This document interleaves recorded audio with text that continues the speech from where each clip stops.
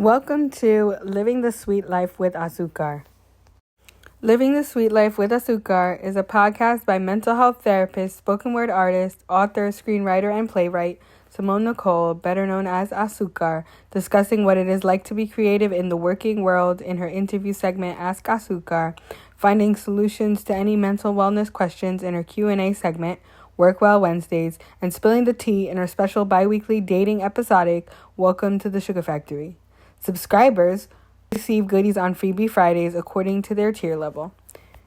Please remember to join the Sweet Teas on patreon.com/LA Sugar Factory. Everyone, welcome again to season 2 of Ask Azucar segments on Living the Sweet Life with Azucar. Y'all have no idea how excited I am for this guest. She is dope on all kinds of levels. Like, she is who I want to be when I grow up. But I'm gonna let her introduce herself, and then we're gonna get to this thing. Oh my gosh, thank you so much. You're welcome. First of all, thank you for having me. Like I was saying, I'm super honored that you want to take the time to like talk to me and just give me space to kind of share my story. So, I really, really do value that. So thank you so much for that. You're welcome. Um, my name is J Rose, and I am a spoken word poet from Queens, New York. And I am also a teaching artist, a host, and curator. I wear many, many hats. I do a little social media management for a couple organizations. So I keep myself very busy. I'm a mom. And so, as you can see, and I just started going back to school for my master's program. So it is a lot. Like I said, I wear many hats, but I'm this is me following my purpose. So, whatever's on my plate is what is supposed to be on my plate. So I'm really excited to dig into like my journey into where I am right now. There's definitely a lot that I learned, so I'm excited to share that.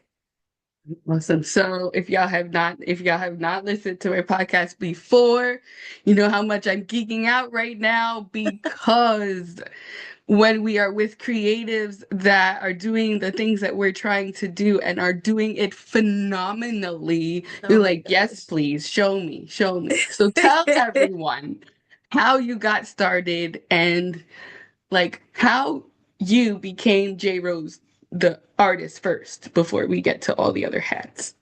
Oh my gosh. Um, I mean, I like to say that I've always been a writer. Even though I wasn't really like, I didn't grow up loving reading. I don't even know how I graduated high school because I like BS my way through like every book report because I hated reading. But I was always really good at writing, and I just didn't know that when I was younger. And I didn't have adults or even teachers that like brought that to my attention so that, because when you tell a child you're really good at this, like they'll, even if they don't know that, like that can spark something in a young person's mind. Yes. But I didn't grow up, I didn't have anybody growing up to like tell me like you're really good at this. Um so I went through my most of my young adult and adult life just writing poetry here and there, not really sharing it sometimes on social media when social media started to be a thing. Because yes, I'm that old. I was around True. before social media, as my son would say, the 1900s. um but after I had my son, who is now going to be 10 years old, I started going through this, like, I don't want to call it midlife because I was in my 30s still, so that's not really midlife, but I was going through this sense of feeling lost. I felt like my entire life was being lived for other people. I wasn't living for myself. I was living for these kids. I was living for the relationship that I was in. I was living for the job that I had. I was working in like human resources, corporate kind of life. And I was making really good money doing that, but I was very unhappy. Um, you know, and I got into like a really low place in my life. I was really depressed and I was just really just hated myself or just hated like I felt lost. I was lost. And one day I just decided that I had a little group on Instagram, little group chat, and we were all poets, but they weren't like performance, not all of them were, I wasn't a performance poet at the time. I was just writing. And I don't know. I don't know. Like, I don't even know where this idea came from. I feel like now that I'm thinking about it in real time, like it might have just been like the ancestors just like sparking, like, yo, you should do this, like knowing that this was gonna change my life forever. And I decided to like, I was like, oh, I want to host a poetry slam. Never been to a poetry slam before. Never performed on stage before, never hosted a performance event before. But I used to do like event planning, like baby showers and graduations. And so I was the person that would like get the cake together, the decorations, making the centerpieces, making the card box. I was always really creative at stuff like that. So, and I had like the organizational skills and the administrative knowledge, the corporate knowledge, all of that. I just never did an event like that before. And I went into the group chat and I was like, hey y'all, um, if I did a poetry slam, who would be a part of it? Who would want to compete?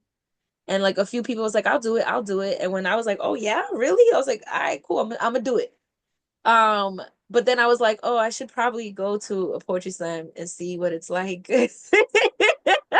And I should probably perform on stage, because like people were like, oh, you're hosting, are you gonna share poetry? And I was just like, I guess I didn't know I had to do that. So it was really all like by mistake, but like on purpose. Yeah. And so that was it. That was just like, I'm gonna do this. And I went and I performed. I tried performing at the New York for the first time. That was my very first stage that I ever performed on. Yeah, I went to a Friday night slam and Would be those nights. yeah, Mahogany L. Brown was the host at the time, and their feature was Queen Sheba that night. That was my first time seeing Oh, both of them, okay. and that's where I met Queen Sheba and Mo. And I remember sitting in the audience and watching them perform and thinking to myself, like, what the hell am I doing here?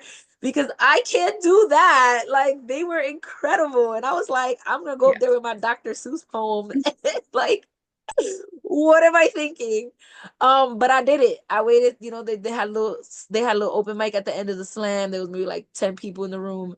And I did the poem. I read the poem from my phone. I speed read it. And 10 years later, I had Queen Sheba is one of my mentors. I've booked Mahogany L. Brown to perform at my events. I'm actually sharing the stage with Mahogany on Sunday, and Queen Sheba is hosting the event. So, like, it took me being in a place of feeling so lost that I needed something for myself, Mm. right? I didn't have anything for me because, all I had was my kids, my relationship, and my job. Like, I didn't have anything for me. And it took me feeling so lost and so like what am I doing here? I need to find some type of purpose because I'm just living life. And I wasn't happy with that. And it took me having to be in that space to get up and get on stage. And 10 years later, like that decision was the catalyst to where I am today. That one decision that I made. The Lord and the ancestors for that decision because the performances and the shows that this lady puts on, like, I am grateful. Like, Thank you. there are things in this life where you just sit. I'll share a story around that. It's like you just sit in a space where you know you're supposed to be and you feel so much warmth and so much love and so much Right. confirmation of your experience than a rose garden event. Period. Thank you. Done. Over with.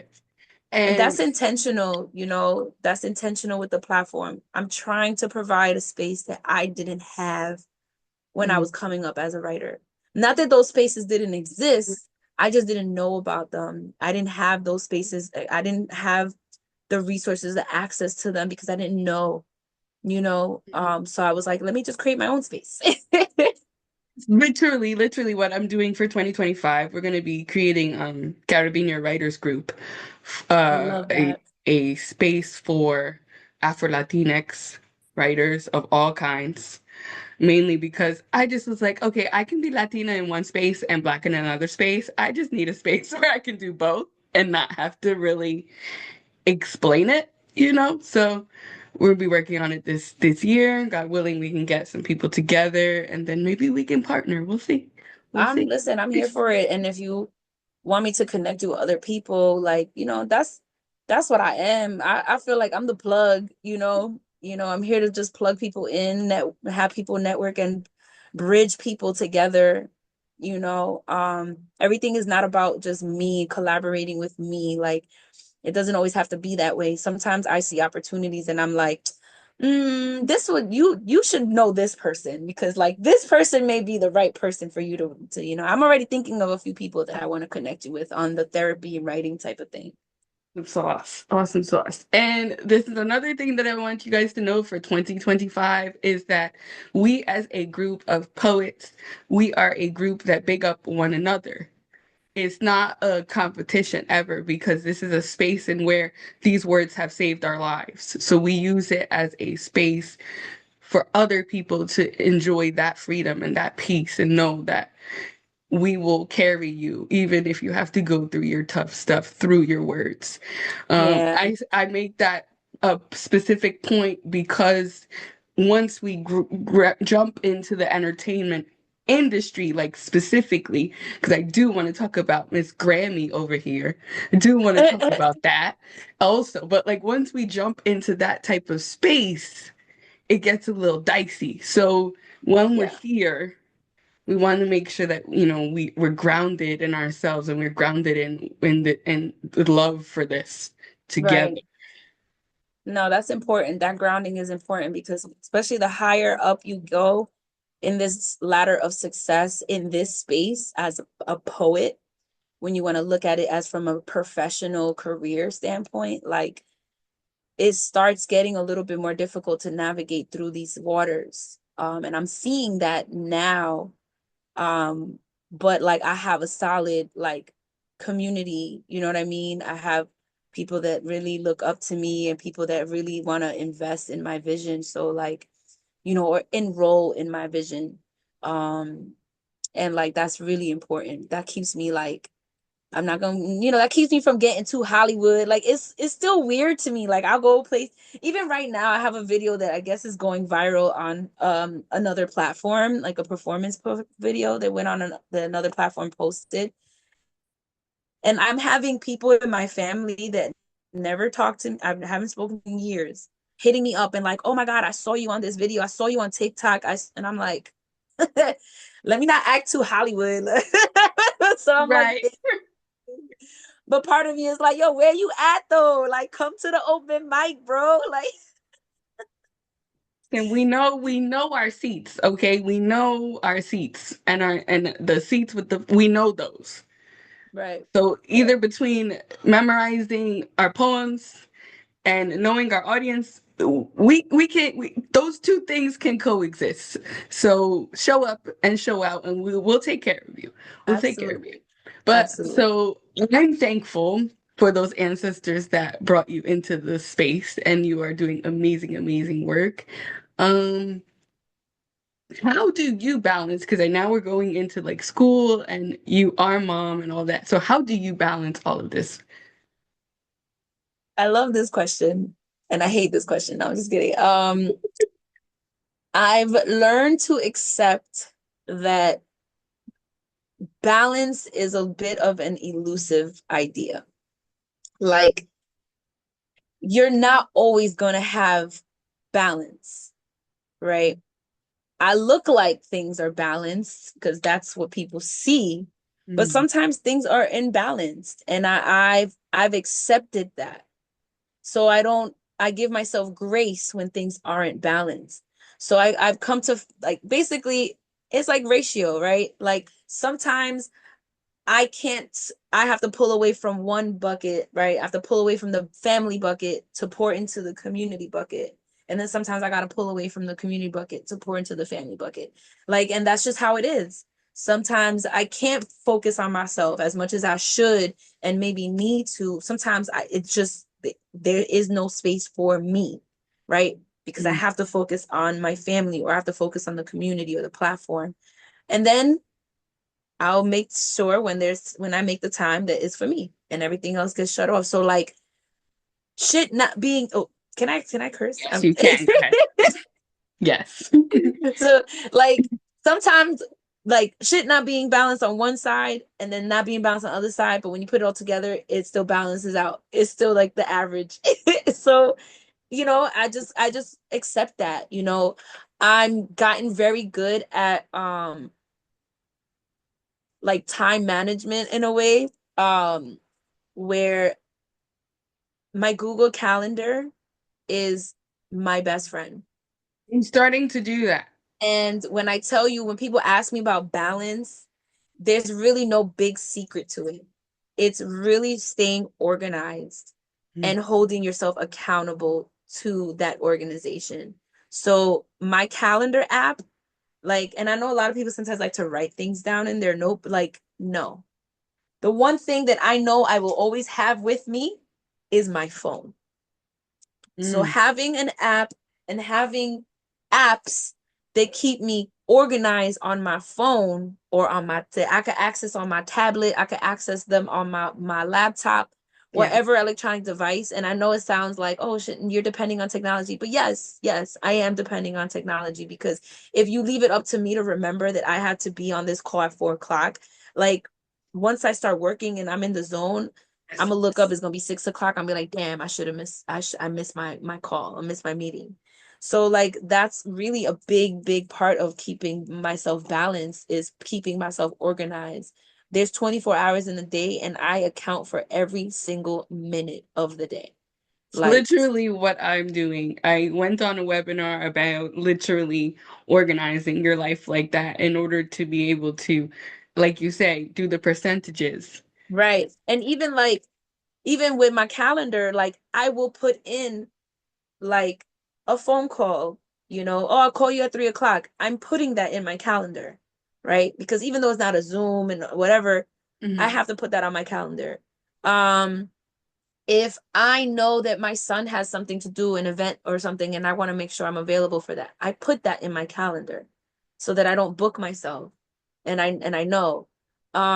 If I need time for myself, like no work today, I put that in my calendar and hold myself accountable to not working that day. And I have an assistant, and like she has access to my calendar. And if you talk to her about my calendar, she'll probably run away screaming, because she probably be like, I don't know how J Rose. Like, I heard, like, even like this guy one time wanted to ask me when I'm free. And I sent him a screenshot of my calendar. And he was like, I'm never gonna see you. I was like, you gotta get in when you can fit in, baby. Hello? Because the way this Yep. schedule was working, like it's scheduling. But that's really The like same this. issue last year. Like people trying to date me, and I'm like, well, Well, this is what's going on. So this is where I'm gonna be are you at. available Tuesday at 3 p.m.? Because that's all I got. Right. But it's just like that. But being also like stepping away from the corporate world, right? Mhm.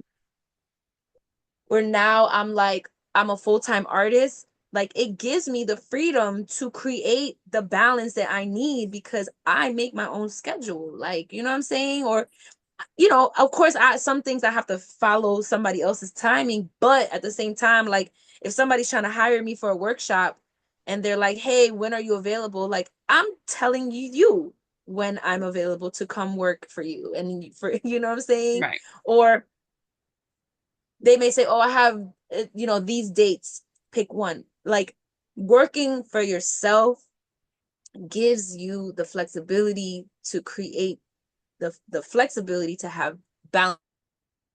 Yes. Yes. Life-changing shit right there. I mean, that's why I'm so grateful for 2024. It showed me that that's what I need to do. It showed me that that's where we need to be creating our Yeah. own, like, we creating the life that we want selves to live. And then Right. also allowing time for us to sit and Right. create, because people think like, oh, you're just sitting in your room. I'm like, no, my I mind is mean, going. I may not yes. look like I'm working, but I can tell you there's at least 5 books being organized in my brain. Like, Nah, for real. For real. And also it's like people, a lot of creatives are very like disorganized people because like our minds are so like all over the place. There's so much creativity and imagination running rampant in our minds that like a lot of creative people struggle with structure. They struggle with organization. They struggle with that. So like, I write my checklist, you know what I'm saying? And that way I'm not relying on it all being in my head, like taking it out and putting it somewhere where you can actually see it and visualize it from the outside, like from a macro perspective, not the inside. Like it really changes. You could talk, I've seen like interviews and videos of like all these different like millionaires, right? Very successful CEOs and all that. And like all of them have a notebook, planners. Yep. a planner. They all have a schedule that they follow.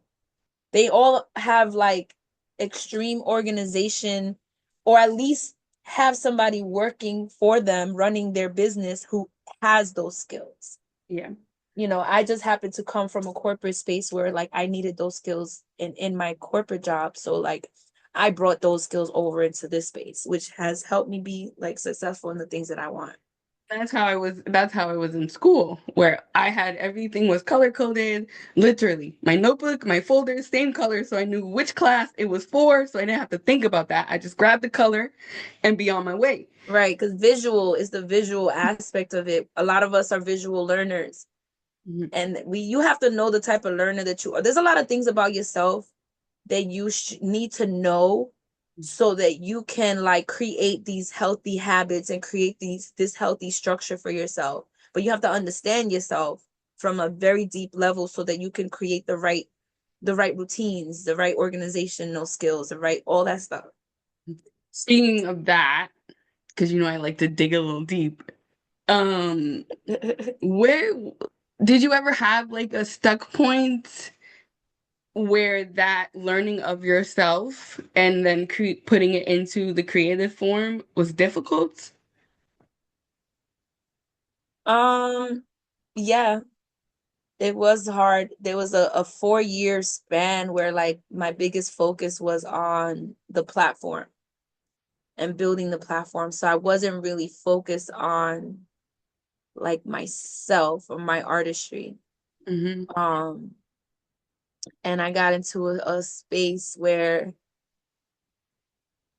um, again, I think for me personally, it's when I experience these like very low points in my life Mm. that kind of force me to like reflect on myself and like, you know, understand that yes, maybe other people have hurt me or like, F me over or whatever and things like that. But like those low points, those moments sometimes make me have to like evaluate like what part I played in it, right? And that's what makes me want to dig into like, well, why am I like this? So it was like those low moments. And I had a moment like that, um, coming out of like the pandemic or during the pandemic. I definitely went through like some low points and did a lot of, I mean, there was nothing else to do but reflect. So, Got a whole but that degree. was really, it was still really hard for me to like write about it, Mm. right? And it wasn't until 2022. Nah, I might be lying. What year are we in? Oh my gosh. 2025, love. 2025. 2023. Okay, so it was 2021 going into 2022. That's what it was. Time flew so much. Mm. I made a decision that I was gonna like, I gotta remind people that I do this poetry shit, right? Because I wasn't really writing like that. I was performing here and there, I was featuring here and there, but my biggest focus was the Rose Garden. So I put 4 years of my life into the Rose Garden. And um and then I decided I'm just gonna do this. No, it was 2022 into 23. I'm lying. Anyway, whatever, it doesn't matter. The ADD is kicking in. Uh but like I when I finally sat down to start writing, like I found myself like writing like some stronger pieces than I had written in the past. And, I was really surprised at myself. Because I was like, wow, this is actually really good shit right here. Like I'm getting there. But I've always been the poet that was like the type of poet that will write like one or two poems a year, like for the stage. Like I wasn't really writing every day. I wasn't really that poet. There's poets out there that be like, I wrote 875 poems this year. And I'm like, yes, and 874 of them was trash. So you're not telling me anything. But I can't judge that, right? I can't judge that because I can't, that's me just hating a little bit because I'm envious that somebody actually, first of all, has the time to write that much, and that, has that many thoughts and, to put it all down. But anywho, when I started writing again, I started seeing that my pen was stronger. And I was like, damn, that's crazy because I haven't really written like that, I haven't never, but I owe it to all the time that I spent listening to other poets. Like I spent so much time focusing on a platform, struggling to write for myself. But in that time, I was absorbing all this inspiration, absorbing all this talent that I was seeing. And like when I finally put the pen to the paper, it was like, yo. And that year I wrote some really good, like two pieces, I think, maybe three towards the end. The following year, I think I wrote maybe like three poems. And then like this past year, 2024, I think I wrote like 6 or 7 poems in that year, like stage poems. Surprises me. Whoa. Because you be looking at my books, and my books be like 20, 30, 50 poems. It's just like wow.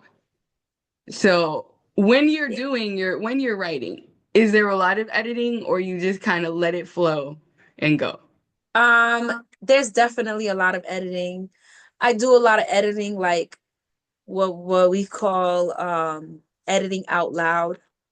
So, because I'm a performance poet, so like I'm writing this for the stage. I already know it's gonna be for the stage before I even start writing it. Like I think once I hit the stage, once I stepped foot on the stage 10 years ago, like every poem I wrote is for the stage, in my opinion. Like I'm always writing with that like intention and that mentality before I start writing. So there's always this element of like, let me say this out loud. How does this sound out loud? How would this sound on stage? And I do a lot of editing from, there. I feel like I'm editing in the air. Like No, when I I edit out. totally get you. I totally get you because I'm a poet. I'm a poet. I perform as a way of inspiring others. Like it's poetry for Right, myself is therapy. So when I step on right, the stage, it's not for me anymore. It's for how can I help the community. right. So it's interesting that your mind is I'm performing for stage. So this needs to lead to Well, stage. yeah, because I'm looking at it as like this is going to be packaged. It's more like how this needs to be packaged in a way that the people that are sitting in that audience are going to relate to it, Mm. right? Like it is about the audience, you know what I'm saying? But I need to also know how is this gonna sound when I say it out loud? You know what I mean? Like for me, the first focus of creating the piece, I guess the technical aspects of Yeah. creating the piece, because I'm looking at it like a mechanic is putting together an engine. So I'm especially because now I'm a teaching artist as well. So like now I'm looking for elements of like, do I have literary devices in here? What is my rhyme scheme? Oh, do I have alliteration here? Oh, is there maybe I should add a call and response to this? Like there's all these elements that I'm thinking about and considering as I'm editing my piece, you know, but that's just the like the The shell. outside. Yeah. Yeah, like that's just the shell of the process because the inside is really like, what is this message about? What is this? What story am I telling? Whose story am I telling? Is this my story and your story? Like, what perspective am I going to do this from? Or, you know, what do I have to get out right now? What do I have to release right now that's like in my spirit that needs to be said out loud? If I'm gonna say it out loud in front of people, that shit might as well sound good. You know what I'm saying? Right. So like that's really what it boils down to. Like, I got some shit to say, and if I'm gonna say it in front of y'all, it gotta sound good at least. You know what I'm saying? Got you. That's dope. So now you said you focused 4 years on the rose garden. So Yeah. how did that start to bud? That started to bud simultaneously at the same time as myself being a poet.